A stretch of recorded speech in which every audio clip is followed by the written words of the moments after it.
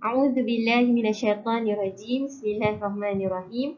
Alhamdulillahirabbil alamin. Wassalatu wassalamu ala asyrafil anbiya'i wal mursalin wa ala alihi wa sahbihi ajma'in. Rabbi shrah li sadri wa yassir li amri wahlul 'uqdatam min lisani yafqahu qawli. Assalamualaikum warahmatullahi taala wabarakatuh, sahabat-sahabat yang saya kasihi. InsyaAllah pada hari ini saya akan berkongsi sedikit peringatan dengan semua berkenaan dengan Allah Al-Wadud, iaitu Allah Maha Mencintai. Sahabat-sahabat yang saya kasihi sekalian, apa yang dimaksudkan dengan kalimah Al-Wadud? Seperti yang kita tahu, Al-Wadud merupakan salah satu daripada nama Allah Subhanahu Wa Taala yang 99. Kalimah Al-Wadud ini berasal daripada perkataan Arab, iaitu Al-Wud, yang bermaksud cinta yang sangat asli, suci dan luar biasa. Ia juga merupakan cinta yang sentiasa segar, cinta yang bebas daripada perasaan cemburu, kejahatan, kebencian. Dan Al-Wadud ini merupakan peringkat cinta yang paling tinggi. Kalau kita lihat di dalam kalimah Arab, ada beberapa perkataan yang dikaitkan dengan kalimah cinta. Salah satunya Al-Hub. Tetapi kenapa Allah Subhanahu Wa Taala memilih Al-Wadud sebagai nama Allah Subhanahu Wa Taala? Ini kerana terdapat sedikit perbezaan di antara kalimah Al-Hub dan Al-Wud. Al-Hub ini merupakan cinta.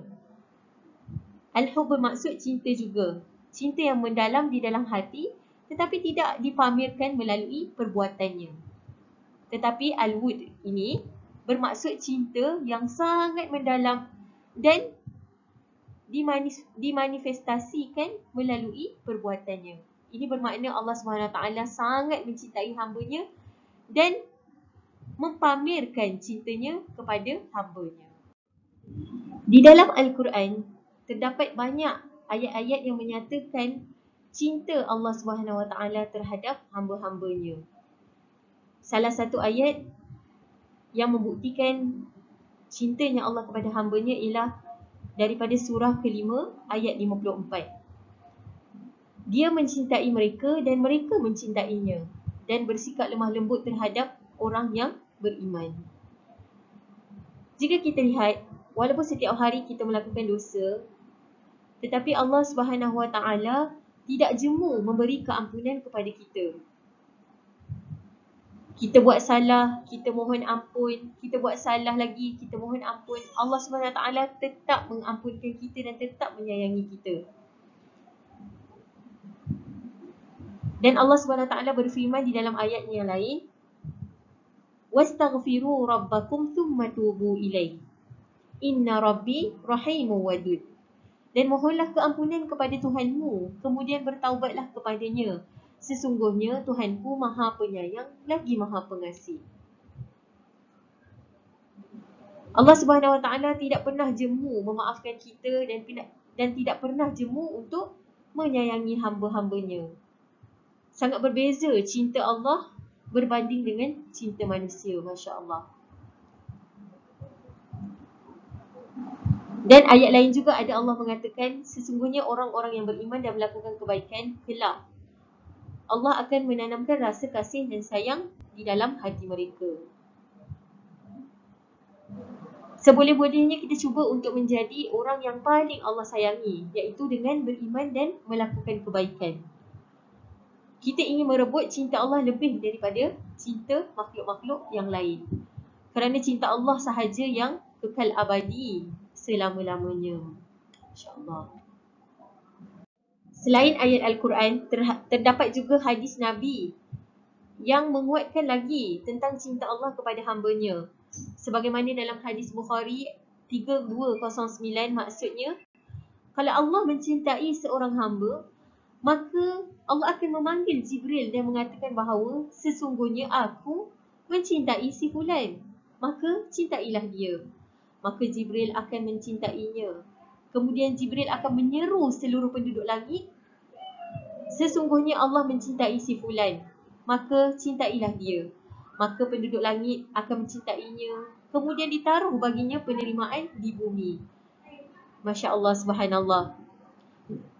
Kerana itu, kita sebagai hamba Allah perlu mengejar cinta Allah dahulu sebelum cinta-cinta yang lain. Kerana apabila Allah sudah mencintai seorang hamba itu, maka cinta-cinta orang di sekelilingnya akan datang dengan sendirinya. Jika kita bertanya kepada diri kita, apa bukti kecintaan Allah yang dapat dilihat pada kita sekarang? Masya Allah, subhanallah. Pertanyaan itu sangat banyak jawapannya. Setiap hari Allah SWT memberikan kita semua benda yang kita perlukan. Dan sangat banyak yang telah dibuktikan oleh Allah SWT di dalam alam ini untuk membuktikan cintanya kepada kita. Contohnya, Allah SWT memberikan rezeki kepada kita tanpa putus-putus.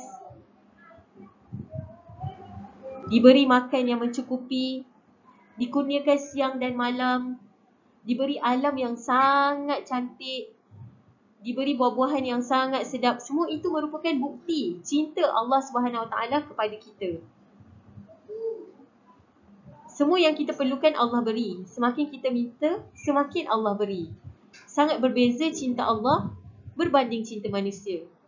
Manusia akan sangat bosan jika ada orang yang selalu meminta kepadanya. Tetapi Allah SWT tidak pernah jemu jika kita selalu meminta kepadanya. Maka dia akan terus memberi kepada kita.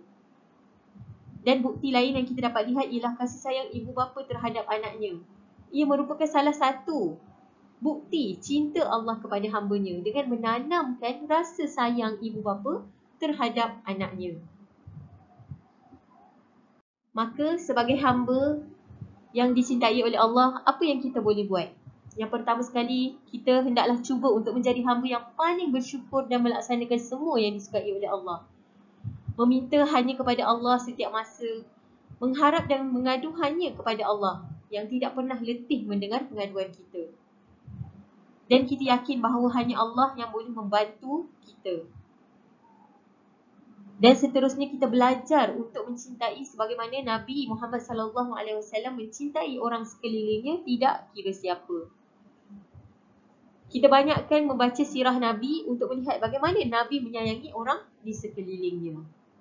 Akhir kalam, jadilah kita orang yang mencintai Allah dengan melaksanakan segala perintahnya, dengan menjauhi segala larangannya. Kita berdoa kepada Allah SWT, semoga kita menjadi hamba yang sentiasa dicintai oleh Allah SWT.